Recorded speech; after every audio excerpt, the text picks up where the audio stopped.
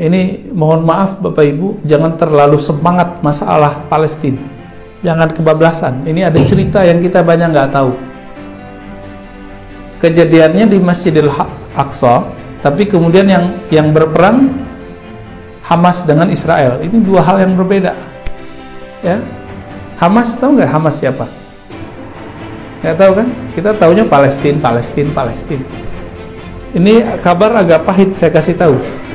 Ya, karena kita kadang-kadang donasi kita nggak tahu donasi ke siapa. Saya suka Bapak Ibu hobi donasi, tapi pastikan donasinya ke siapa.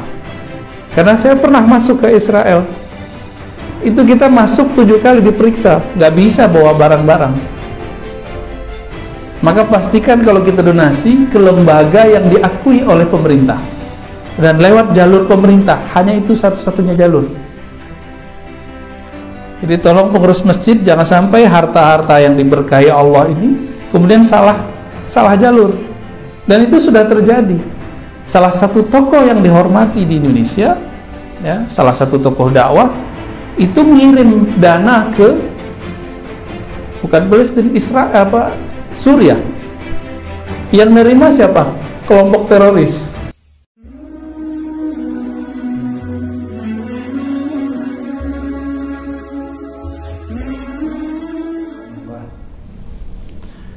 Bapak Ibu jemaah subuh yang diberkahi Allah, alhamdulillah, salah satu ciri-ciri orang yang diberkahi Allah bangun di subuh hari. Kata Nabi SAW, al-barakatu li ummati fi bukuriha. Hadis riwayat Imam Tirmidzi. Keberkahan bagi umatku yang bangun di pagi hari. Jadi satu keberkahan sudah kita dapat.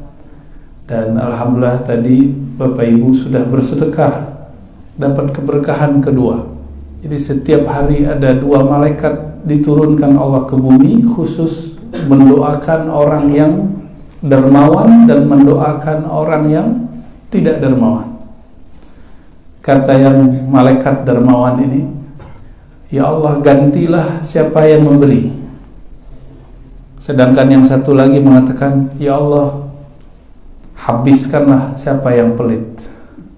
Hadis ini ada dalam riwayat Imam Bukhari. Dan yang ketiga, inilah puncaknya. Keberkahan tertinggi adalah ketika kita mau mendengarkan kalam-kalam Allah, kalam-kalam Nabi Sallallahu Alaihi Wasallam. Dan tidak tanggung-tanggung di hadis itu dikatakan malaikat turun lalu menebarkan sayapnya. Ridho bima yatlub, karena dia ridho dengan apa yang sedang dipelajari oleh seorang hamba Allah. Semoga Allah meridhoi kita dan mengirim malaikat-malaikat rahmat tersebut. Amin ya rabbal alamin.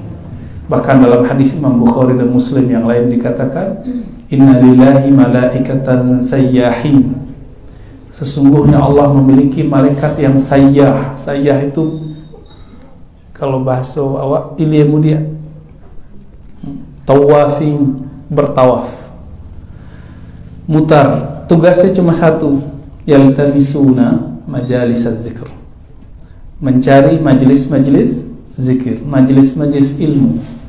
Dan alhamdulillah tempat ini sering dikunjungi kalau sering buat zikir dan kajian ilmu.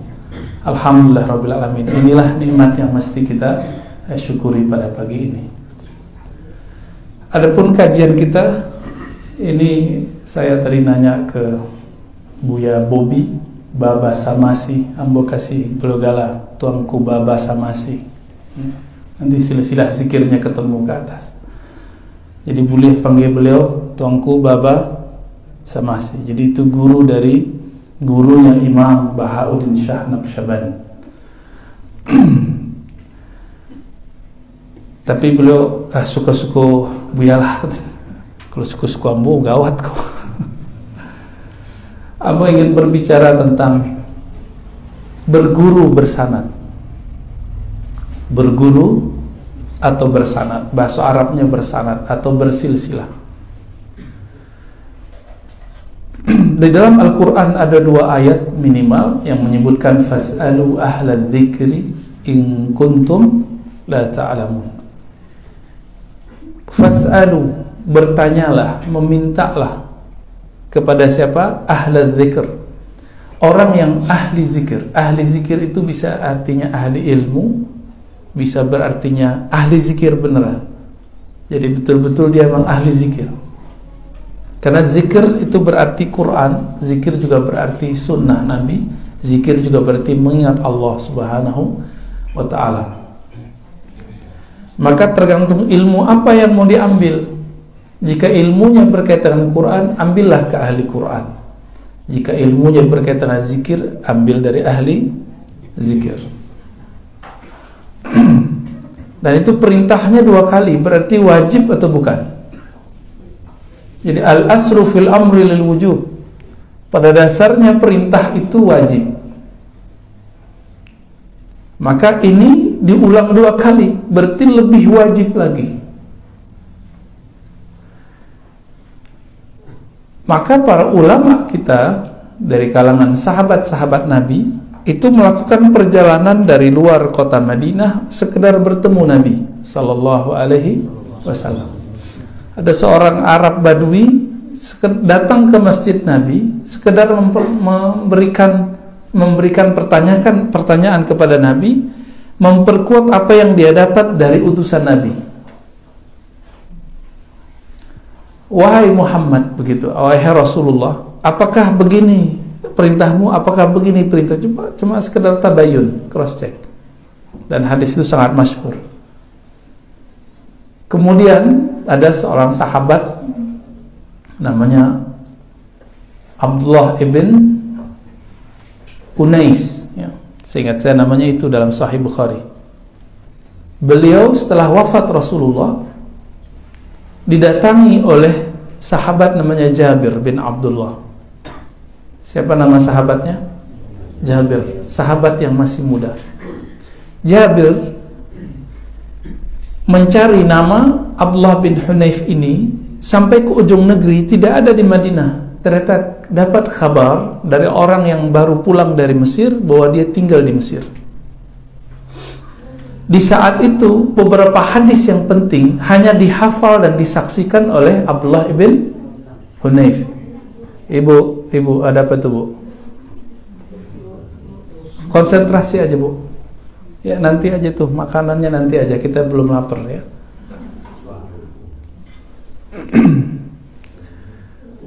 Jabir bin Abdullah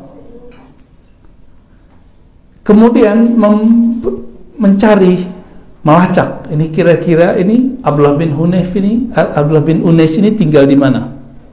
Ketemulah di salah satu tempat, telepon, nggak ada alamat. Cuma dulu orang Arab itu menghafal nasab dengan baik. Jadi kalau ada pendatang baru mereka tahu. Sampailah dia di Mesir, dan itu sekitar 3 bulan atau 2 bulan perjalanan. Diketuklah pintu, dalam hadis Imam Bukhari dikatakan, Assalamualaikum. Oh, dia jawab Waalaikumsalam dari dalam. Man, gitu. Jadi orang Arab itu kalau ada yang datang itu biasa nanya, Man anta, siapa anda? Sebelum dibukain pintu tuh, siapa anda? Kata dia, ana Jabir. Ya. Ditanya, Jabir man? Jabir yang mana? Gitu. Disebutlah Jabir bin Abdullah. Oh, Jabir bin Abdullah banyak. Jabir bin Abdullah man? Jabir bin Abdullah yang mana ini? Baru dia buka kartu. Ana Jabir bin Abdullah, sahabi Rasulullah sallallahu alaihi wasallam. Ya. Aku adalah Jabir bin Abdullah, salah satu sahabat muda Rasulullah. Langsung dibuka pintu, disambut.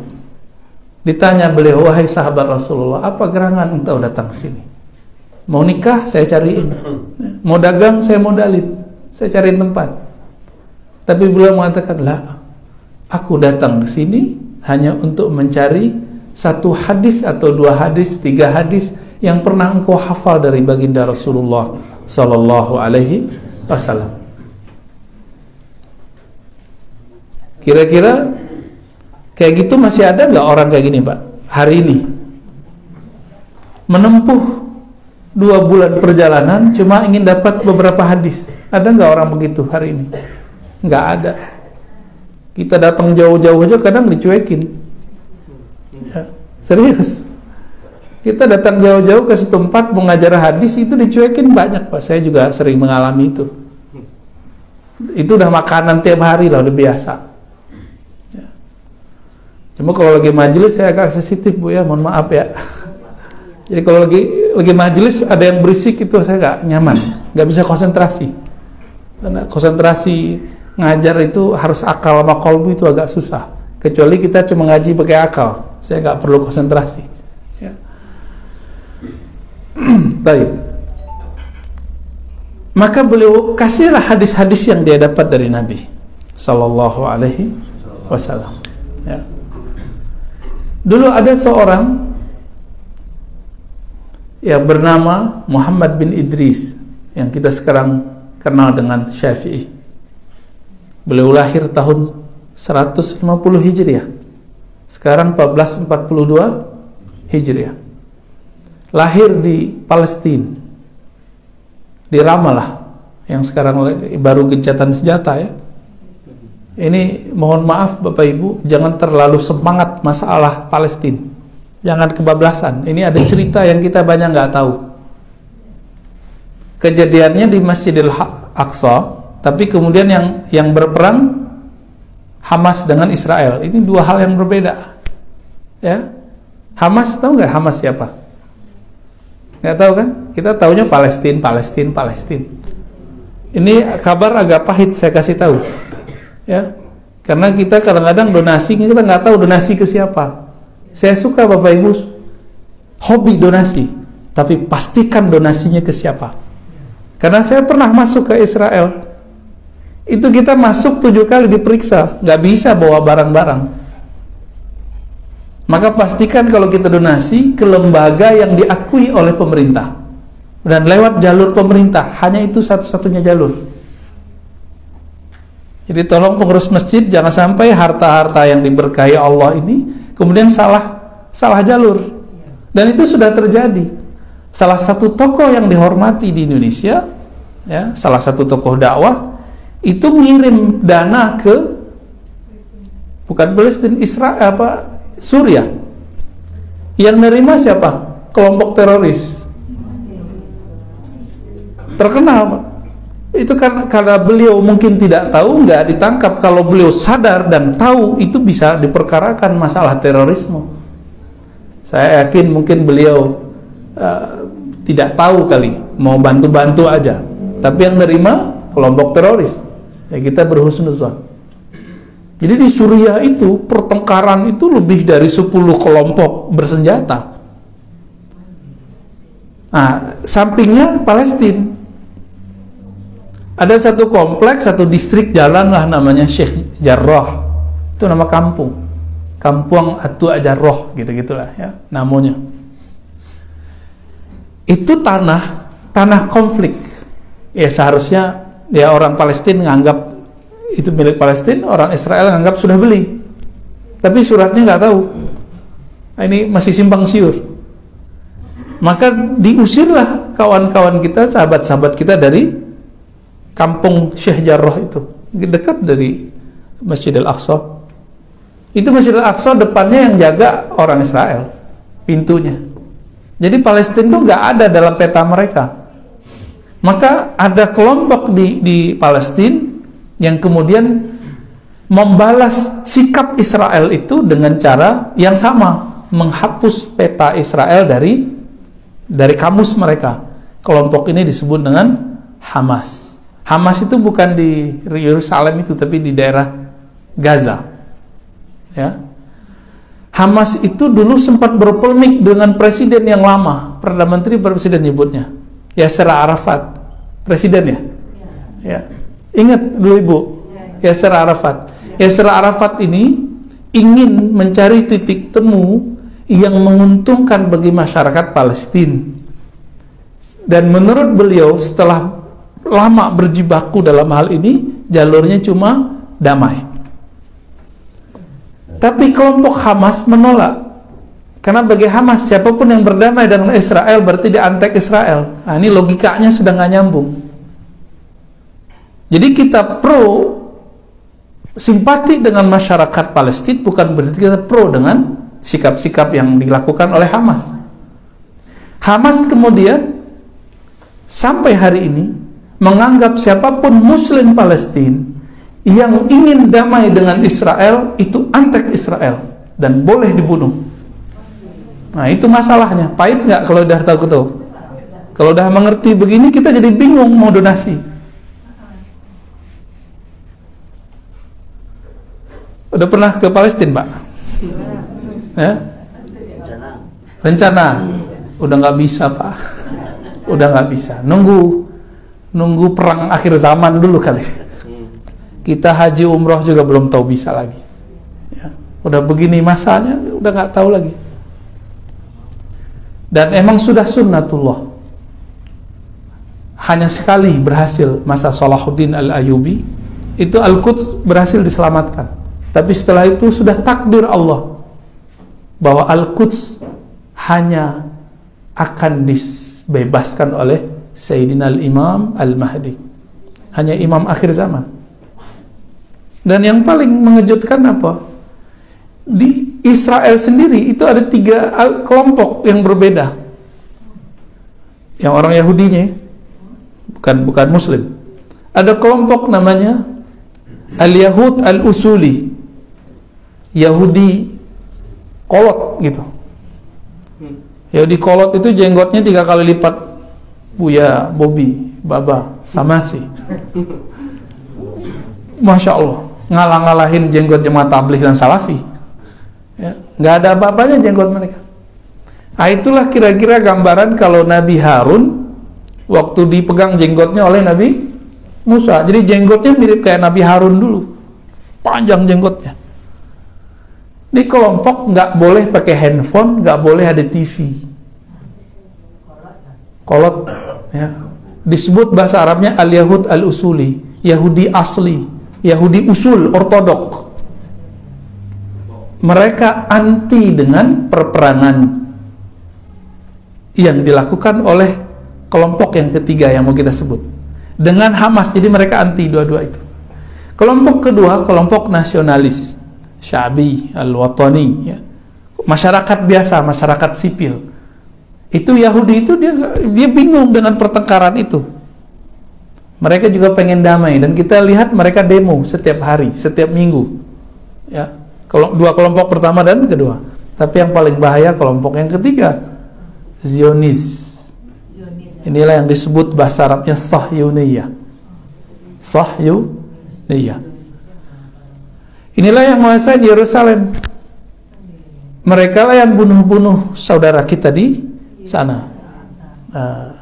Ini bahayanya yang Israel ini, Pak, yang bagian Sahyuniyah, Zionism. Zionis itu sudah pemahaman. Dia ambil agama sebagai alat pembenaran pemahamannya bahwa tanah Al-Quds tanah mereka, dan itu harus diambil dengan cara apapun. Tapi dari berita-berita, Bapak Ibu bisa mendengarkan berita bahasa Arab kan? Ya, jadi kalau mau yang asli dengarkan, ada 5 channel berbahasa Arab minimal tuh, ada Al Jazeera, ada Arabia, macam-macam ya. Itu beritanya pun kejadiannya sama, tapi dibahasakan beda. Ada istilahnya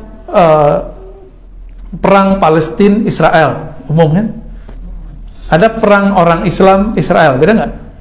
Ada perang Hamas Israel, itu beda-beda tuh beritanya. Ya. Jadi tolong pastikan ketika donasinya ke lembaga yang lewat jalur pemerintah. Hanya itu, kalau nggak bisa masuk. Yang kelompok Netanyahu yang mana tuh? Itu Zionis, Pak. Zionis. Zionis. Ya. Yang ketiga, Pak. Karena dialah yang mau perang-perang itu. Tahun 2016 saya pernah berdakwah di salah satu negara Eropa. Saat itu di KBRI hadir Menteri Luar Negeri yang sekarang. Kan dia nih yang kedua ya, Bu Retno. Ternyata lagi ada konferensi pertemuan orang-orang di Eropa untuk menyelesaikan persoalan Palestina. Apa kabar baiknya? Banyak negara di Eropa pro dengan Palestina. Cuma negara-negara yang lain yang juga besar itu tidak pro dengan Palestina, pro-nya dengan Israel. Apa kata beliau? Ini orang Palestina sendiri itu juga dengan orang Israel, beberapa mereka sudah capek dengan perang. Tapi Zionis dan Hamas selalu ingin perang. Itu masalahnya. Kejadian Sheikh Jarrah, tapi yang itu jadi kesempatan oleh Hamas. Nah, Hamas itu kalau bahasa presiden yang lama Gus Dur, itu berkhianat kepada Yasser Arafat. Diajak untuk berunding, mereka nggak mau. Maka sampai hari ini, mohon maaf, ini kabar pahit yang saya mau ceritakan. Ya, mungkin teman-teman aktivis pada kaget juga. Mungkin nggak sepakat, nggak masalah. Tapi itu kabar valid yang saya dapatkan. Hamas itu alirannya ke Ikhwan Muslimin, tapi yang keras. Ya, yang berkelompok, yang bersenjata. Yang mana dulu Ikhwan Muslimin yang asli, yaitu Syekh Hasan Al-Banna, tidak memperkenankan itu. Mereka menganggap siapapun yang berbeda dengan pemahaman mereka itu, yaitu antek Israel. Jadi bagi dia Yasser Arafat antek Israel. Sepakat nggak Bapak Ibu? Jadi mereka kasih judul Yasser Arafat Al-Khain, pengkhianat. Begitu cara berpikirnya. Nah, Imam Syafi'i lahir di daerah itu, salah satu wilayah namanya Ramallah. Apa nama tempatnya? Ramallah. Ya. Imam Syafi'i kemudian dibawa oleh ibunya dan beliau sudah menjadi yatim. Dibawa ke kampungnya, yaitu Mekah. Sampai di Mekah belajar kepada Imam Az-Zanji, menghafalkan kitab Al-Muwatta, kitabnya setebal ini. Belum ada Sahih Bukhari Muslim. Imam Bukhari belum lahir. Imam Bukhari lahir 194, Imam Syafi'i 150. Dia belum lahir. Sebelum umur 10 tahun beliau sudah hafal Al-Quran dan kitab Al-Muwatta. Jadi 2 kali tabaiku apanya, Bu? Imam Syafi'i umur 10 tahun. Kami punya guru Maulana Syekh Hasan Hitu Ad-Dimashqi Al-Azhari. Syekh Hasan Hitu hafal Al-Quran dan hafal Al-Muwatta persis sama di umur Imam Syafi'i. Masih hidup. Ya, masih hidup beliau. Umurnya barangkali sekarang udah dekat 80-an ya. Wallahu a'lam. Imam Syafi'i kemudian dihantarkan oleh ibunya belajar kepada ulama Mekah, tapi kemudian beliau penasaran, wahai ibunda, saya ingin ketemu dengan pengarang kitab ini, kitab Muwatta, kitab hadis. Di mana pengarangnya? Di kota Madinah. Dulu jarak Madinah dengan Mekah kalau pakai onta lumayan, bisa semingguan lebih. Kalau sekarang cukup pakai bus 3 jam, 5 jam. Kalau pakai kereta bisa 1 jam, 2 jam kali ya, wallahu a'lam. Sampailah di sana Imam Syafi'i kecil. Nah, Imam Syafi'i ini, beliau ya biasa, anak-anak kadang-kadang fokus, kadang-kadang enggak ya. Biasa anak-anak suka bergerak. Suatu kali, karena beliau tidak dianggap apa-apa oleh Imam Malik, asisten Imam Malik yang membacakan kitab Muwatta itu lupa dan salah baca teks. Anak kecil biasa nyeletuk namanya. Ya. Dibacakanlah dan disempurnakanlah bacaan yang ketinggalan oleh asisten Imam Malik. Imam Malik kaget, loh anak ini hafal. Besok-besok kalau asistennya nggak ada, Imam Syafi'i yang disuruh membaca. 2 tahun belajar di sana, Imam Syafi'i langsung boleh berfatwa, boleh ngajar. 12 tahun umurnya. Bab tentang puasa. Di saat beliau bulan puasa, ada air di depan, beliau bawa air. Orang-orang puasa, beliau minum. Ditanyalah sama muridnya sudah gede-gede, ya udah jenggotan, beliau belum jenggotan, udah kumisan. Apa kata muridnya? Muhammad bin Idris, ente kok minum? Ini bulan puasa. Apa jawaban beliau? Saya belum balik, saya belum wajib puasa. Kecil tapi cerdas, banyak akal. Itulah Muhammad bin Idris Syafi'i. Imam Muhammad bin Syafi'i kemudian setelah sekian tahun menimba ilmu dari Imam Malik, kemudian beliau merantau ke Baghdad cari guru. Ya. Dari Baghdad kemudian beliau pergi ke Yaman jadi qadhi, tertarik pernah jadi pegawai pemerintah, jadi qadhi, hakim. Tapi Yaman itu kampung Syiah. Nah, ini yang mau saya ceritakan dikit. Kampung Syiah. Dulu ada imam di situ namanya Abdul Razak. Abdul Razak ini dianggap Syiah oleh sebagian orang, padahal bukan. Ya, cuma dia memuji Sayyidina Ali lebih besar daripada Sayyidina Utsman. Jadi dulu ulama-ulama itu berbeda pendapat, lebih mulia Ali atau Utsman. Bagi Abdul Razak lebih mulia Ali. Itu perbedaannya begitu. Maka dituduhlah Imam Syafi'i ini berkomplot dengan kelompok Syiah. Diadililah oleh Harun ar-Rasyid. Karena Imam Syafi'i sudah banyak akal dari ketek. Ketemu, beliau langsung baca, Assalamualaikum ya Amirul Mukminin. Salam atas engkau wahai Tuan pemimpin kami. Dijawab, Waalaikumsalam. Assalamualaikum artinya apa? Selamat. Harun ar-Rasyid kemudian mulai eksekusi, interogasi. Muhammad bin Idris, katanya ente begini, itu saja semua. Apa kata beliau? Wahai Amirul Mukminin, bukankah engkau baru menjawab salamku? Jika engkau menjawab salamku, maka tunaikanlah salamku itu. Buka dulu borgolnya. Ya, dulu dirantai. Dibukalah rantainya. Harun ar-Rasyid kemudian curiga. Ini orang kayaknya bukan orang biasa ini. Nah, ditanyalah, dicek. Mahuwal Quran. Apa itu Quran, hai Muhammad bin Idris Syafi'i? Imam Syafi'i nanya balik. Quran itu banyak sisi yang bisa dibaca. Kamu mau bagian yang mana? Ada umum, ada khusus, ada mutlak, ada muqayyad. Ada nasikh, ada mansukh. Harun ar-Rasyid tambah bingung. Akhirnya ngaji. Dibuka lagi berantai bagian kaki. Dikasih duduk, dikasih minum, nggak jadi dihukum, malah Harun ar-Rasyid jadi santri. Diminta oleh Harun ar-Rasyid, tolong engkau tinggal di sini, kita mau berguru. Berarti salah info. Jadi dari dulu baik ulama ataupun umara, pemerintah itu kena hoax tuh sering, ya, kena hoax, berita palsu. Ini pemerintah dapat berita palsu, si Anu bersekongkol, ternyata nggak benar, karena ketakutan. Nah, ya. Sekarang mungkin begitu terjadi lagi. Di masa-masa tersebut ada seorang imam, bahkan sebelum Imam Syafi'i, ya, namanya Hamad bin Salamah, Hamad bin Zaid. Saya sering cerita ini di luar. Ya. Hamad bin Zaid tinggal di Basrah. Dia mendengar seorang imam namanya Abu Hanifah membolehkan zakat fitrah bukan dengan makanan pokok, tapi dengan yang senilai. Menurut Imam Hamad itu dianggap melanggar hadis, karena berita yang sampai kepada beliau, orang mengatakan Abu Hanifah membuat agama baru, zakatnya tidak perlu pakai makanan pokok, cukup dengan yang senilai. Kabar begitu nyampai ke telinga Imam Ahmad apa? Oh, Abu Hanifah membuat agama baru.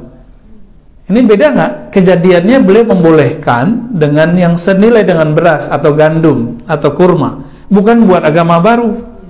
Tapi kabar yang berkembang buat agama baru.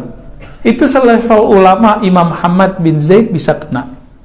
Apalagi orang awam, enggak? Jadi jika ulama yang alim, umara yang punya intel itu bisa terjebak hoax, apalagi masyarakat. Maka kami berharap ya para tuanku, para buya, para masyayikh, para ustadz, tolong sajikan kepada umat berita-berita yang sahih, yang dicek dulu. Jangan dikhutbahkan, baru dapat di WA khutbahkan ya. Di negeri kita ada orang baru dapat berita dari Madinah, ada calon Imam Mahdi lewat WA, langsung diceramahkan. dijadikan bahan ceramah. Itu gimana ceritanya? Masa Imam Mahdi diketahui lewat WA? Ya. Imam Mahdi itu imam akhir zaman. Kelompok Yahudi yang pertama tadi, kelompok Yahudi ortodok, itu mereka meyakini suatu saat nanti akan ada imam akhir zaman versi Yahudi yang akan mengembalikan tanah Yahudi, tapi bukan dengan cara Israel Zionis. Gitu versi mereka. Jadi kenapa kita harus meyakini juga tentang imam akhir zaman? Karena semua agama meyakini itu. Dan itu mungkin gak lama lagi Bapak Ibu, ya. Nah, kembali ke yang tadi tentang rihlah dan perjalanan para imam, ya. Imam Muhammad bin Idris Syafi'i pun kemudian tidak puas, maka beliau melakukan safar lagi. Dalam satu perjalanan haji, Imam Muhammad bin Idris Syafi'i dikerubungi orang. Di sudut sana ada Imam Sufyan bin Uyainah, gurunya. Sufyan bin Uyainah, cuma umurnya panjang, wafat tahun 197 Hijriah, lebih kurang. Sufyan bin Uyainah ini teman gurunya Imam Malik. Tapi majelis kemudian yang ramai adalah majelis Imam Syafi'i yang masih muda, murid dari Imam Sufyan, tapi jaraknya agak jauh, ya. Saat itu ada imam yang muda namanya Ahmad bin Hambal, pendiri mazhab Hanbali belakangan. Panggilan beliau Abu Abdullah Ahmad bin Hambal. Abu Abdullah Ahmad bin Hambal ini biasanya hadir di majelis Imam Sufyan, ngaji di majelis di surau beliau. Tapi saat ini enggak. Beliau datang meninggalkan majelis Imam Sufyan lalu pindah ke majelis Imam Syafi'i. Sebab Imam Syafi'i tidak lama di wilayah itu. Ditegur di tengah jalan oleh kawannya. Tidak disebutkan di beberapa kitab, tapi di kitab lain ada indikasi, yaitu temannya sendiri namanya Ishaq bin Rahawai, guru juga dari Imam Bukhari. Ishaq bin Rahawai. Imam Ishaq bin Rahawai ini kemudian negur Imam Ahmad, untuk apa engkau datang ke anak muda bocah baru ngerti agama itu, tapi meninggalkan majelis guru kita yang tua Imam Sufyan? Nah, jadi ada bahasa-bahasa begitu. Apa jawaban Imam Ahmad bin Hambal? Wahai sahabatku, seandainya aku ketinggalan majelis Imam Sufyan, aku bisa menanyakan hafalan hadis beliau kepada engkau. Tapi kalau aku ketinggalan majelis Imam Syafi'i, dia membahas isi hadis, maka aku tidak akan mendapatkannya sampai nanti. Lau fatani aqlu hadzal fata, ya. Seandainya aku luput dari ilmu anak muda yang kamu sebut itu, aku tidak akan dapat lagi selama-lamanya. Maka Imam Ahmad hanya ngaji nggak nyampe setahun, cuma 6 bulanan ke Imam Syafi'i. Tapi habis itu beliau langsung bisa buat mazhab sendiri. Luar biasa nggak tuh? Jadi guru yang luar biasa, murid yang luar biasa, jadinya sebuah pemahaman yang juga luar biasa, ya. Tapi mereka kemudian memilih berguru yang tepat. Maka Bapak Ibu, tolong kalau anaknya mau berguru, carikan tempat yang tepat, ya. Al-isnad minad din. Kata Imam Ibnu Mubarak, sahabat Imam Malik, bersanad berguru bagian dari separuh agama.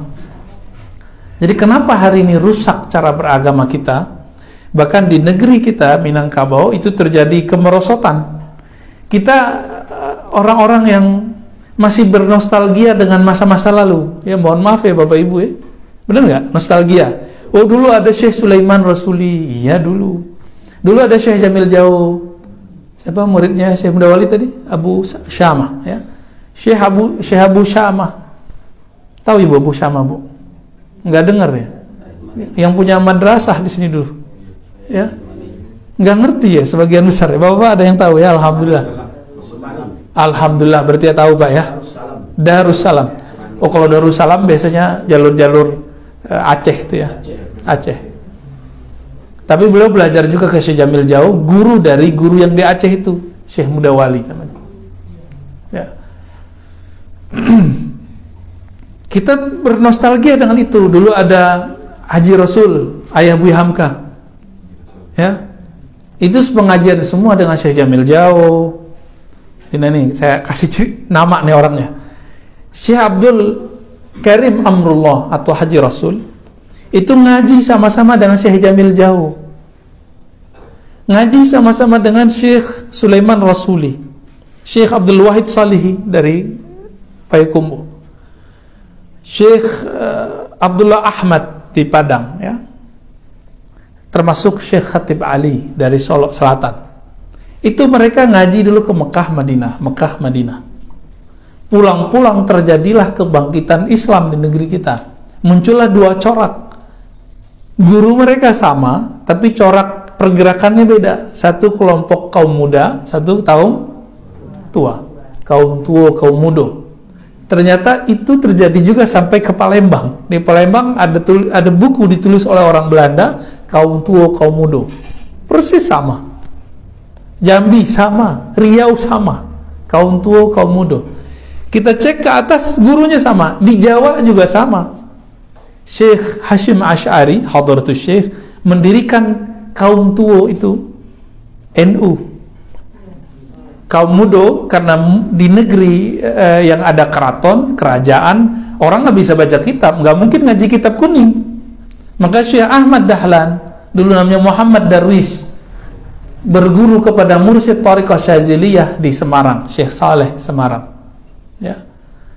Jadi mereka sufi dan bermazhab Syafi'i. Sama-sama berguru kemudian ke Mekah, pulang-pulang punya dua corak yang berbeda. Kenapa? Tuntutan di tempatnya berbeda. Syekh Hashim Asy'ari masuk ke kampungnya kota santri. Orang baca kitab.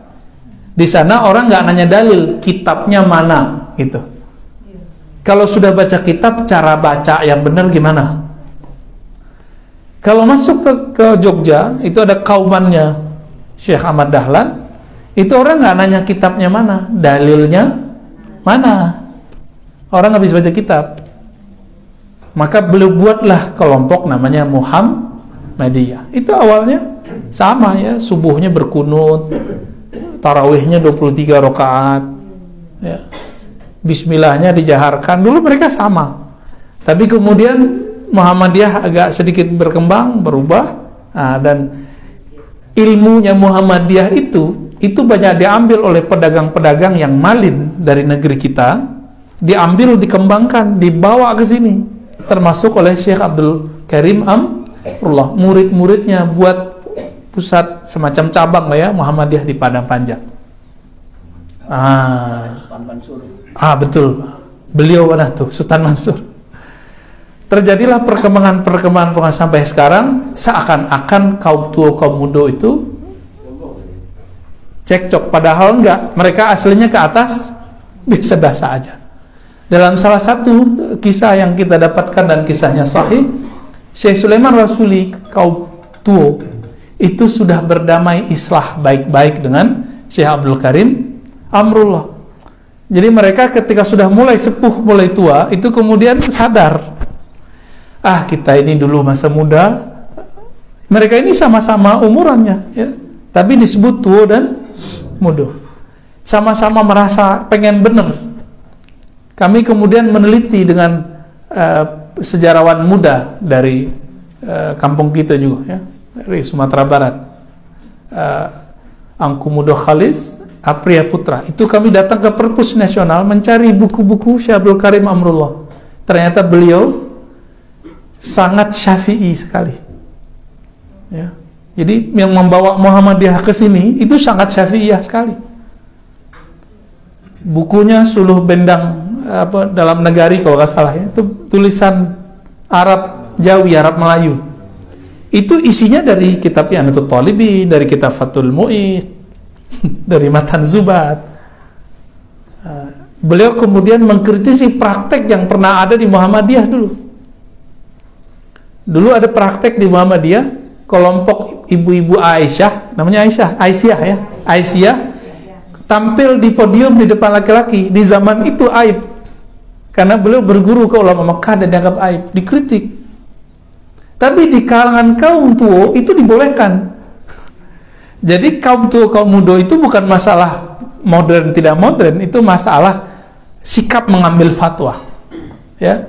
Jadi bisa jadi kaum tua lebih luas, siapa tahu juga kaum muda kadang-kadang lebih maju. Itu bisa begitu. Jadi ini bukan masalah benar dan salah. Seharusnya perdebatan itu sudah selesai. Kunut, nggak kunut, bismillah jahar, nggak jahar, zikir keras, nggak keras. Itu udah selesai dulu. Tapi sekarang muncul lagi masalah baru di negeri awak. Nah, ini yang lagi dihadapi oleh Buya Bobi ini. Ya. Persoalan munculnya gerakan-gerakan yang suka membid'ahkan dua-duanya itu. Muhammadiyah dibid'ahkan, ya, Tarbiyah Islamiyah NU dibid'ahkan.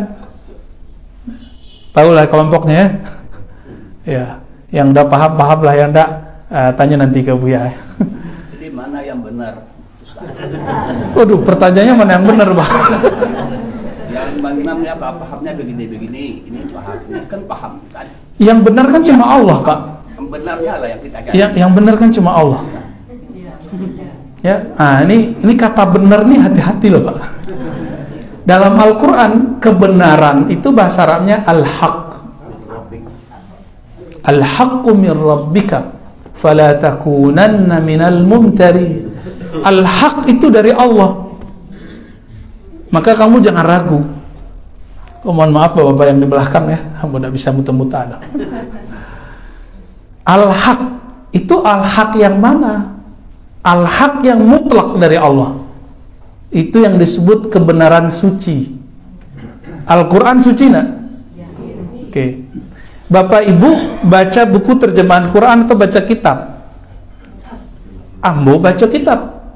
Hasil baca kitab kita bisa beda nggak? Loh, katanya Al-Quran benar, kok bisa beda? Karena kemampuan Bapak Ibu, mungkin Bapak Ibu sudah ngaji 30 tahun, saya baru 5 tahun misalnya. Bisa beda nggak? Bisa beda. Maka benar yang itu bukan disebut al-haq, disebut as-sawab. Jadi kita sering nyebut wallahu a'lam bis-sawab. Itu mana yang benar? Semuanya benar Pak di situ. Imam Syafi'i benar, Imam Ahmad benar, Imam Malik benar, Syekh Sulaiman Rasuli benar Pak, Syekh Abdul Karim Amrullah Haji Rasul benar. Tapi benarnya as-sawab. Sawab itu bahasa Arab. Kalau kita mau manah, ada tujuannya. Ada yang mendekati pusatnya, ada yang di luarnya dikit, ada yang begitu. Nah, kemampuan memanah itu kalau sampai disebut musib. Musib itu orang yang sawab. Jadi ketika ada orang merasa dirinya paling benar, dia sudah merasa menjadi Tuhan. Hati-hati nggak? Inilah yang terjadi hari ini. Agen-agen Tuhan. Jualan jadi Tuhan itu. Merasa diri paling benar. Hanya begini yang benar. Kamu belum lahir, sholat udah begini di sini. Nah, ini gawat tuh orang begitu. Ya, kamu belum lahir, ini di sini sudah begitu, nggak boleh dirubah. Ini orang sudah mengkultuskan sesuatu yang nggak perlu dikultuskan. Katanya Islam terbuka, tapi kok dia saklek, kok jumut, tahu jumut, kaku, dan itu banyak fenomena, baik di kalangan kaum tua ataupun kaum muda, sama-sama itu Pak. Jadi mana yang benar? Orang yang beramal dengan dalil dan punya sanad pemahaman yang bersambung kepada Rasulullah, itu yang benar Pak. Siapapun mereka beramal dengan dalil, pemahaman dalilnya diriwayatkan sampai bersambung kepada imam-imam. Imam itu kepada Rasulullah Sallallahu Alaihi Wasallam. Maka tidak semua orang berdalil itu benar. Mana dalilnya? Belum tentu dalilnya benar. Dalil untuk membid'ahkan zikir keras itu sama dengan dalil untuk menganjurkan zikir lembut, sama dalilnya. Cuma beda pemahaman terhadap dalil. Sama. Dalil membid'ahkan kunut dengan dalil menganjurkan kunut nazilah, dalilnya sama. Sama, dalilnya itu juga. Bukan lagi sama-sama kuat Ustaz, sama dalilnya, nggak jauh beda. Tapi yang berbeda adalah cara membaca dalil. Dalil celana jingkrang nggak jingkrang itu dengan dalil yang membolehkan jingkrang dan yang melarang jingkrang sama, cuma cara baca mereka yang beda, dalilnya sama. Nah, nanti kalau kita jelaskan itu ya pulang-pulang bisa muntah-muntah. Ruqyah ya, ruqyah pemahaman. Jadi kalau pertanyaannya mana yang benar Pak, itu banyak yang benar. Kalau kebenaran yang mutlak hanya Allah satu. Tapi ketika kita memahami, Bapak memahami Al-Quran, Ambo memahami Al-Quran, bisa beda. Mana jaminan Ambo lebih benar dari apa, atau apa lebih benar dari Ambo? Kan ada. Jaminannya sanad. Oh, Ambo dulu mengaji kepada Syekh Fulan, Kiai Fulan, Tuanku Fulan. Pemahamannya kira-kira begini, Ustaz, gitu. Nah, nanti Ambo menjawab, oh dulu Ambo ngaji kepada Syekh Fulan, pemahamannya begini, Pak. Oh, berarti sama-sama benar. Apa dalil saya ngomong begini? Bahwa ada kebenaran ganda. Karena kita ngomong begini dianggap pelin-pelan oleh si kawan ya. Dia maunya kebenaran satu, hitam putih. Ya nggak bisa begitu. Dalilnya dalam Sahih Bukhari dan Muslim, seorang sahabat dan beberapa kawannya diutus untuk membuat MOU, perjanjian dengan kelompok Yahudi Bani Quraizah. Bani Quraizah ini mereka tempatnya jauh dari kota Madinah pusat, tapi sekarang masuk ke wilayah Madinah. Diutuslah. Apa kata Nabi? La yusalliyanna ahadukumul asra illa fi Bani Quraizah. Jangan kamu salat asar kecuali di Bani Quraizah. Berangkat mereka. Sebagian sampai di tengah jalan, matahari sudah mau terbenam. Apa kata mereka? Ayo kita salat asar. Kata kelompok yang kedua, jangan sholat asar, dilarang sholat asar sampai kita di Bani Quraizah. Hadis Sahih Bukhari Muslim. Akhirnya pecahlah sahabat ini. Satu kelompok sholat di tengah jalan di waktu sholat asar, satu kelompok sholat asar di qadha. Kenapa? Waktu sampai di Bani Quraizah maghrib sudah lewat, sudah masuk waktu isya. Besok pulang-pulang yang merasa paling benar kira-kira yang mana? Dua-duanya merasa paling benar tuh. Tapi yang paling semangat melapor itu kelompok yang sholat bukan di Bani Quraizah. Kenapa? Nabi berkalam jangan sholat asar kecuali di Bani Quraizah. Itu yang merasa paling benar karena legitimasinya jelas, kalamnya ada, saksinya banyak. Besok pulang ke Madinah, sampai di Madinah mereka bersemangat melaporkan ingkarnya sahabat yang satu lagi, versi mereka, penyimpangan sahabat yang satu lagi, versi mereka kepada Nabi. Apa kata Nabi? Asabta sunnah. Kamu yang ngelapor ini sholat di Bani Quraizah ya? Iya, kamu dapat sunnah. Sunnah kalam Nabi. Kelompok yang kedua Nabi panggil asabta, gitu doh. Kamu shawab, kamu benar. Jadi sama-sama asabta. Asabta itu shawab, bukan al-haq. Nabi nggak bilang anta alal haq, anta alal khata, nggak kayak gitu. Kamu hak, kamu salah batil, enggak. Tapi Nabi ngomong, jadi ini kata shawab itu sunnah, kita nyebut begitu. Kebenaran as-shawab disebut juga kebenaran nisbi, bukan kebenaran hakiki. Itu sunnah. Jadi nggak boleh sesuatu yang pemahamannya bisa dikembangkan lalu kita kemudian patok satu. Kira-kira gitu jawaban Bapak. Ya, semoga bisa dipahami. Ya, diterima terserah. Tapi yang penting bisa dipahami. Ya. Semasa itu kan Rasul masih hidup kan cepat orang bertanya. Kalau sekarang kita kan pemahaman itu imam-imam itu kan banyak juga kita pendapat-pendapat tuh yang meragukan kita kan kalau Al-Quran dan hadis saja kita pedoman bagaimana? Canggih sekali tuh Pak. Imam-imam banyak bingung kan gitu Pak ya? Iya. Nah, ini cara masuk kelompok baru yang ingin merusak Islam. Logika-logika itu masuk ke Bapak. Mohon maaf Pak ya. Nggak usah ikut imam, ribet, susah, pusing, kan gitu. Langsung saja pakai Quran dan Sunnah.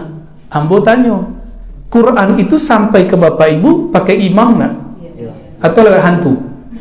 Atau dikirim lewat paket dari Rasulullah dari alam gaib di WA,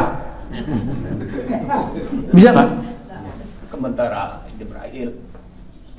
Tunggu dulu Pak. Hadis Sahih Bukhari.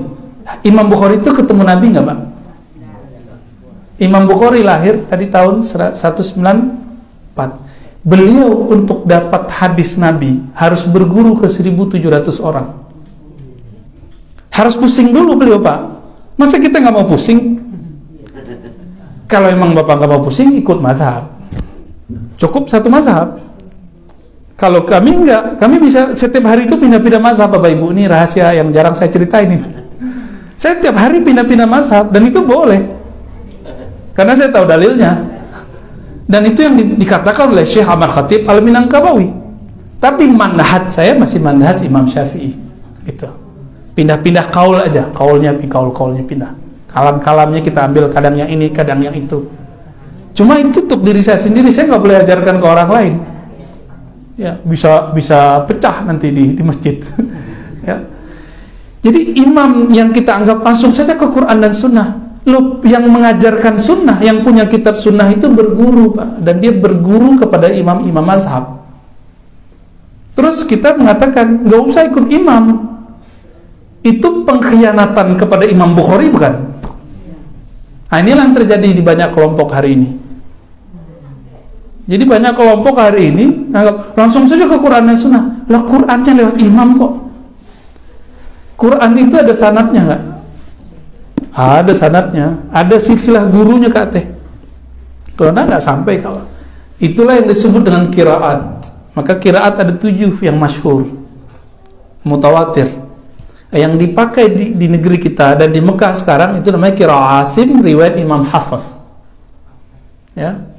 Riwayat Imam Hafaz. Ya barangkali dulu di Solo ada yang ngajarin itu ya. Ada imamnya kemudian mengajarkan lalu memberikan ijazah. Jadi Quran sampai ke apa itu pakai guru Pak, pakai imam. Guru itu imam. Bisa nggak saya baru lahir langsung saja ke kitab Al-Quran dan Sunnah? Bisa nggak? Nggak bisa. Jadi berguru, berikutin imam itu sederhana. Mempermudah memahami Al-Quran dan Sunnah itu caranya dengan berguru, gitu Pak. Sebab imam-imam yang membawa kitab ini semuanya bermazhab, berguru. Tadi Imam Bukhari berguru ke Imam Ahmad bin Hanbal, berguru ke Imam Ishaq, berguru ke Imam Humaidi. Mereka murid Imam Syafi'i semua. Itu imam sunnah yang bawa kitab Sahih Bukhari Muslim.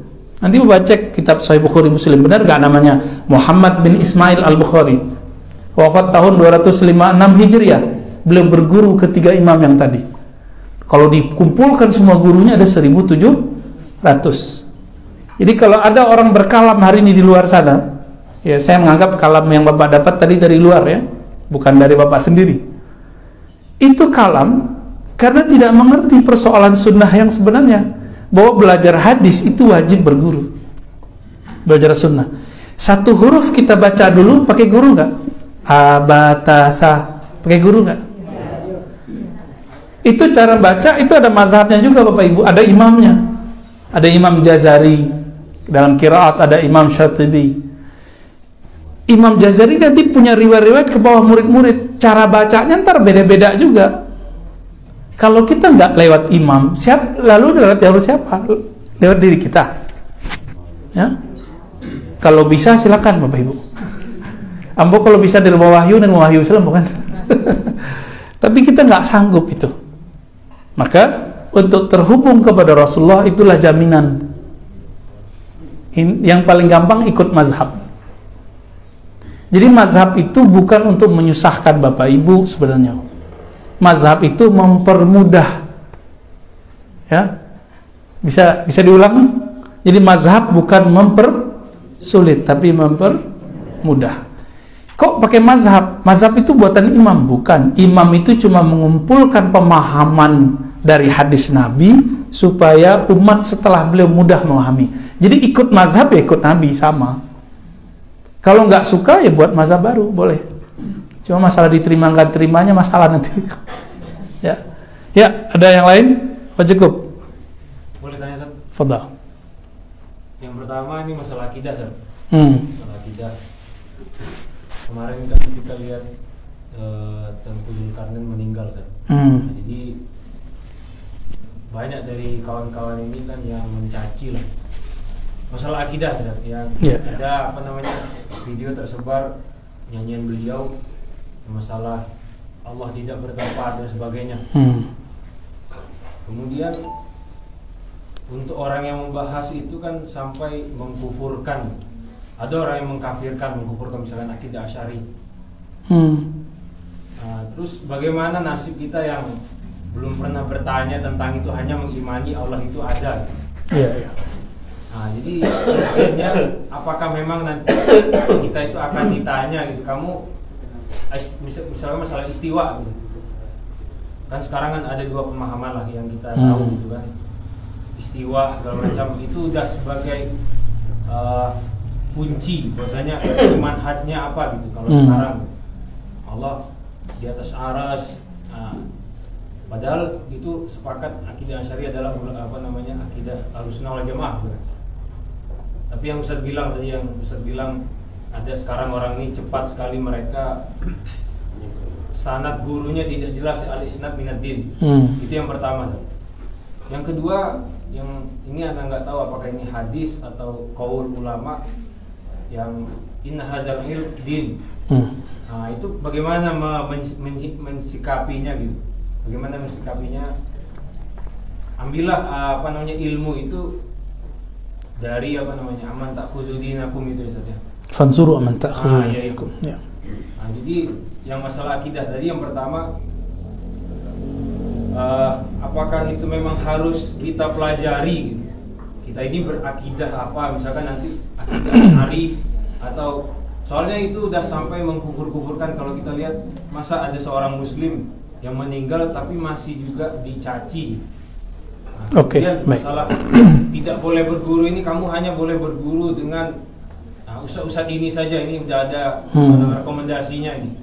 Nah, ini ustaz-ustaznya yang manhajnya sudah benar, itu bagaimana gitu? Panitia surga. Baik. Taib, Allah yarham ya Tengku. Semoga itu pertanda akhir yang baik ketika beliau sebelum meninggal merilis lagu Aswaja, ya, nasyid Aswaja Ahlussunnah wal Jamaah. Bapak Ibu, yang wajib untuk seorang muslim adalah bersyahadat la ilaha illallah Muhammadur Rasulullah. Itu yang wajib. Lalu pemahaman detailnya cukup dengan kul huwallahu ahad, Allahus samad, lam yalid wa lam yulad wa lam yakul lahu kufuwan ahad. Mati dalam itu, insyaallah mati dalam keadaan beriman. Tapi kalau masuk ke ranah keilmuan, la ilaha illallah, kul huwallahu ahad, itu ada ulama yang menjelaskannya. Apa maknanya itu? Dalam perjalanan itu muncullah kemudian pemahaman-pemahaman yang beragam. Dan itu sudah keniscayaan, udah keharusan. Memang dari sononya sudah begitu. Dari sananya sudah ditakdirkan umat ini begitu. Jadi nggak usah disesali. Umat kita akan berbeda-beda dan berpecah belah. Karena Nabi sendiri yang ngomong, Pak. Sataftariku ummati ala salasi wa sab'ina firqah. Umatku akan terpecah jadi 73. Makanya saya tidak pernah berusaha menyatukan umat. Saya cuma mengislah. Islah itu mencari titik temu, sehingga kemudian saling faham. Kita nggak bisa mempertemukan umat. Palestina aja udah beda-beda, Pak. Di sononya juga beda. Maka kita harus siap berbeda. Masalahnya banyak orang nggak siap berbeda. Nah, itulah kesombongan baru atas nama agama. Mestikah Bapak Ibu ini tahu akidah saya Asy'ari? Nggak mesti. Tapi cukup mengetahui bahwa Allah Ta'ala laisa kamitsli syai'. Surat Syura ayat 11. Tidak ada yang serupa dengannya. Allahu ahad, Allahus samad, ya. Allah itu ahad, esa. Penjelasan esa itu yang paling enak pakai sifat 20. Allah wujud kidam bako. Ya, masih diajarkan nggak, Bu? Masih hafal nggak? Anak-anak kita kayaknya udah nggak hafal, Bu. Ini dosa-dosa kita ini. Anak-anak kita saya udah nggak ngerti. Di saat krisis begini, muncullah kemudian kelompok yang menyalahkan sifat 20. Tengku ini kan dia meyakini sifat 20. Allah wujud kidam bako. Nanti ada orang-orang yang sudah berpakaian ustadz, tapi dia tidak mengerti sifat 20, ngomong sifat Allah kok cuma 20, tuh kan nggak ngerti kan? Tanya ke para tuangku, bener nggak sifat Allah 20? Kalau ada ustadz nih ngajarin sifat 20, enggak. Iya, itu cuma cara memahami sifat yang tiada batas itu. Kan pusing bu, pusing nggak? Sifat Allah tiada batas, gimana? Pusing nggak? Nah, biar rumusannya nggak salah faham, ulama kita merumuskan menjadi sifat 20. Bahkan diringkas sifat 13. Kalau saya cukup itu aja, Allah Ahad, Allah Samad, selesai. Sama ayat yang terakhir, lam yakun lahu kufuwan, udah selesai. Itu udah mencakup sifat 20. Allah Ahad disebut tauhid ahadiyah atau tauhid huwiyah karena diawali dengan kul huwallahu ahad. Ahad itu artinya satu tunggal dan tidak bisa digambarkan. Dia tidak berdiri pada sesuatu yang lain. Zatnya tidak terdiri dari partikel-partikel. Ya. Ubahnya macam penjelasan ahad itu. Ada versi akidah, ada versi sufi. Nanti kami insya Allah di surau di Payakumbuh nanti bahas tentang ahad itu. Ada namanya kitab Tufal Mursalah Martabat 7. Itu ada pembahasan khusus versi sufi. Ada yang versi Asy'ariyah, akidah Asy'ariyah. Itu cuma versi-versi untuk memahami dengan kuat kul huwallahu ahad itu gimana. Yang paling lucu, apa kata mereka? Gak usah ikut Imam Asy'ari. Imam Asy'ari bukan sahabat Nabi, gitu ya. Bukan salaf loh. Imam Asy'ari kan sepertiga, 2/3 hidupnya bagian dari salaf. Lalu mereka menawarkan tauhid yang baru, namanya 3 tauhid: uluhiyah, rububiyah, asma wa sifat. Yang si pembuat tauhid ini bukan sahabat, bukan tabi'in, bukan nabi, bukan salaf. Namanya Ibnu Taimiyah. Wafat tahun 708 Hijriah. Bukan salaf, bukan sahabat Nabi. Loh, kenapa saya harus ikut tauhid yang 3 tapi nggak boleh ikut yang sifat 20? Nanti mulai masuk nih, siapa tahu udah masuk ke masjid kita nih. Kayaknya udah masuk sih ya. Langsung kepada Allah, langsung kepada Rasulullah. Sama jualan mereka begitu. Maka mereka punya channel ya, di YouTube. Ma qalallahu wa rasuluhu. Apa yang Allah katakan dan Rasul katakan saja. Kita dengerin ceramahnya, kalamnya dia. Bukan kalamnya Allah, bukan kalamnya Rasul sallallahu alaihi wasallam. Ya. Jadi kalau kafir kayaknya enggak ya. Jadi mereka enggak mengkafirkan Tuanku kayaknya enggak. Tengku ya. Tengku Zulkarnain kayaknya enggak dikafirkan. Cuma mereka mengatakan sesat. Nah, ini mulai perang akidah nih Bapak Ibu. Mulai perang akidah. Bapak Ibu cek guru-guru tuanya semua itu mengajarkan sifat 20. Sifat 20 itu adalah buah dari manhaj ahli sunnah yang diriwayatkan oleh Imam Abul Hasan Al-Asy'ari, disebut Asy'ariyah. Apa kata mereka sekarang? Akidah Asy'ariyah sesat. Bu, selesai Bu. Kita dibilang sesat Bu. Jadi ibu yang belajar sifat 20 masa kecil, bapak yang belajar sifat 20 masa kecil itu dianggap sesat. Ngajak perang nggak tuh? Ngajak perang itu Pak, tapi perangnya perang ideologi, teologis. Nah, ini salah satu virus di akhir zaman. Lebih bahaya dari virus corona. Lebih bahaya dari virus corona. Serius. Virus corona paling menghindar-hindar dari orang, curiga dengan orang punya virus. Tapi kalau virus ini curiga orang ini ahli neraka gitu. Oh, ini sesat nih, dia sesat deh, begitulah terus. Ini korban nih. Korban disesat-sesatkan. Jangan-jangan antum korban kita. Anak kuliahnya di tempat itu dulu kan, di Jakarta tuh. Masya Allah. Afan tadi ya. Hitung aja. Ibnu Taimiyah abad ke-8 Hijriah, Imam Asy'ari abad ke-3 dan ke-4 Hijriah. Mana yang lebih dekat ke masa Rasulullah? Imam Asy'ari. Kenapa yang dianggap salaf Ibnu Taimiyah? Ya. Nggak usah pakai dalil-dalil dulu deh. Ya. Pakai tahun aja beres.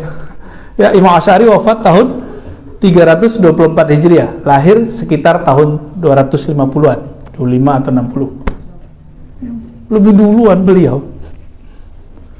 Dan mereka buat kabar palsu tentang Imam Asy'ari. Imam Asy'ari 3 periode. Kayak presiden aja. Presidennya nggak mau 3 periode. Masa Mu'tazilah, masa Asy'ariyah, lalu masa Salaf. Loh, kok masa Salafnya belakangan? Beliau hidup di masa Salaf, berguru kepada Imam Salaf, namanya Imam Zakaria As-Saji. Gurunya beliau Zakaria As-Saji, murid dari Imam Muzani. Muzani murid dari Imam Syafi'i. Imam Saji pun berguru kepada Al-Karabisi, kawan Imam Ahmad. Imam Karabisi dan Ahmad berguru ke Imam Syafi'i. Karabisi, Ahmad beda penjelasan mengenai akidah, tapi akidahnya sama. Bertengkar mereka di masa hidup. Jadi cerita-cerita sekarang, debat-debat begini bukan barang baru. Al-Karabisi dulu dianggap sesat oleh teman-teman Imam Ahmad. Jadi kalau antum ntar dianggap sesat, terima aja, ya. Ya tuh seperti apa namanya tuh, orang-orang gak jadi tarikat Kastariyah, Kasabaniyah itu tuh dari mana ada dia tuh? Bukan Kastariyah Pak ya, Syatariyah. Syatariyah ya. Tarikat Syatariyah itu dari Sayyidi Syekh Abdullah Syatari, dulu diambil oleh Syekh Burhanuddin Ulakan. Beliau belajar ke imam besar di Aceh namanya Abdul Rauf As-Singkili. Syekh Abdul Rauf mambil kaji ke Madinah. Nama imamnya Imam Al-Kushasi, lalu Imam Kushasi meninggal, diteruskan oleh khalifahnya Imam Al-Qurani. Jadi ilmu itu diambil dari Madinah Pak, Syatari. Tapi Syatari itu pun berkembang kini. Ada Syatari yang masih Syatari ikut sanad, versi ahli thariqat yang asli, bersanad, belajar thariqat, belajar kitab. Itu masih ada di beberapa pesantren di Pariaman. Ada yang sudah versi ilmu kebatinan. Biasanya udah ada sembahyang lah. Tapi kalau yang versi yang aslinya itu masih sholat. Kalau yang tidak sembahyang itu kalamnya begini, mengawak sembahyang tenalah dalam diri awak. Nah, ini kelompok yang sudah bukan Syatariyah yang asli. Yang asli yang sanadnya sahih masih disimpan. Kami sempat meneliti itu. Dan ada salah satu guru kami di Jakarta, namanya Profesor Dr. Oman Fatur Rahman, pernah meneliti, jadikan disertasi S3 Pak tentang Syatari. Nanti Bapak bisa cari buku itu ya. Jadi itu bersumber dari Madinah ya. Kalau Naqsyabandiyah dari Mekah. Syekh Abu Samah, daerah apa namanya Pak? Sumani. Beliau itu ngambil dari Syekh Mudawali. Syekh Mudawali Aceh. Syekh Mudawali punya guru banyak, salah satunya Syekh Abdul Ghani, orang Batu Basure. Banyak gurunya, ada Syekh Hashim ya. Ada Syekh Jamil Jawa salah satunya. Mereka ini ngambil di Jabal Abi Kubais di Mekah kepada Syekh Sulaiman Zuhdi ya, Syekh Ali Ridha. Mereka ngambil ke situ. Jadi ngambilnya dari Mekah Pak. Porosnya poros Mekah namanya. Gitu Pak ya. Jadi mereka dulu bersuluk di depan Masjidil Haram Jabal Abi Kubais yang sekarang dijadikan istana oleh keluarga kerajaan. Gitu. Kalau Syekh Jamil Jauh dulu ngambilnya di Mekah juga ya. Beliau jauh, nggak ada jauh dari sini, 1 jam ya. Nah, beliau belajar langsung di Mekah. Yang benarnya yang mana bagi kita? Mau cari kebenaran Pak? Bapak cari saja guru tarekat yang bersanad, berijazah. Kalau dia jelas gurunya siapa, Bapak boleh ikut ya, siapapun mereka ya. Dan mereka setia kepada akidah Ahlussunnah dan setia kepada mazhab fikih. Saya nggak bisa rincikan Pak. Bersanad, yang mesti itu wajib bersanad, ada silsilahnya. Sebab kalau ngaku-ngaku bisa aja saya kan malam tadi saya bertemu dengan Syekh Fulan, kan bisa aja Pak. Itu mungkin benar secara ilham, tapi secara keilmuan kan nggak bisa dibuktikan. Yang kayak gitu bolehlah dihindari ya, biar nggak ragu. Masa beragama ragu? Al-Quran dibuka dengan alif lam mim, lalu dzalikal kitabu la raiba fih. Itulah kitab, tidak ada keraguan. Mulailah beragama dengan mencari guru yang menghilangkan keraguan. Itu mungkin kebenaran yang Pak cari nak. Udah Ustaz, Ya, ya dikit-dikit lah ya. Ustaz, ini ada yang kelompok yang saya bukan saya mengikuti ceramah Ustaz yang di YouTube itu menjawab apa kaum salafi yang saya lihat. Jadi tanya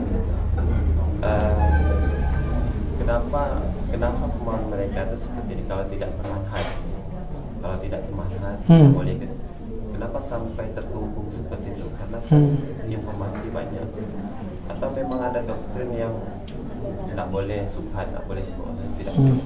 Ya. Kenapa? Karena kita sendiri bukan dari basic agama, kita bisa cari. Ya, ya. Baik, jawabannya nyambung tadi dengan pertanyaan antum, Ustaz. Jadi tadi itu bukan hadis, tapi perkataan Imam Salaf Muhammad bin Sirin, temannya Hasan al-Basri. Beliau mengatakan, fanzur amman ta'khuzuna dinakum. Perhatikanlah kamu berguru kepada siapa. Nah, kalam ini dijadikan oleh mereka sebagai hujjah untuk tidak boleh berguru kecuali kepada yang sefaham dengan mereka. Ya. Maka kelompok tadi yang antum tanyakan, yang saya bedah di Tangerang ya, kitab Syiah Jum'ah menjawab Salafi Wahabi. Itu mereka punya doktrin tidak boleh berguru kepada selain ustadz mereka. Itu memang begitu. Karena mereka punya beberapa kitab yang kita cek melarang al-julus ma'alil bid'ah. Duduk bersama al bid'ah dilarang, apalagi ngaji. Jadi ada doktrin begitu.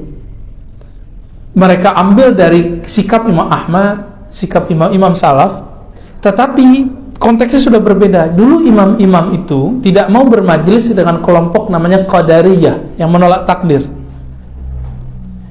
Kalam itu diambil, jangan duduk dengan ahli bid'ah, maksudnya kelompok Qadariyah. Mereka pakai sekarang jangan duduk bersama kelompok bid'ah, yaitu Asy'ariyah, Sufiyah. Bahkan mereka gagal paham, dikira Sufi itu Syiah.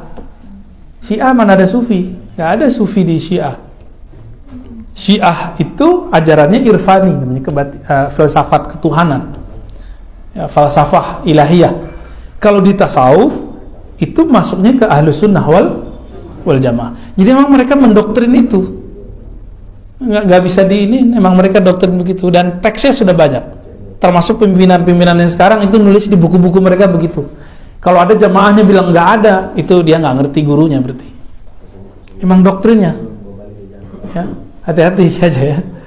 Kalau Bapak Ibu kan masih dengar macam-macam ya. Siapa aja guru didengerin ya. Memang begitu seharusnya. Ya kan harus sunnah yang penting. Khalas, udah. Udah ya. Lah tuh ya. Udah 6:30 lewat 10 ya. Kira-kira itu dari kami. Mohon maaf kalau ada salah dan kurang. Semoga silaturahmi ini diridhoi oleh Allah Subhanahu wa taala. Amin ya rabbal alamin. Assalamualaikum warahmatullahi wabarakatuh. Kayak kumpul buku tinggi campur.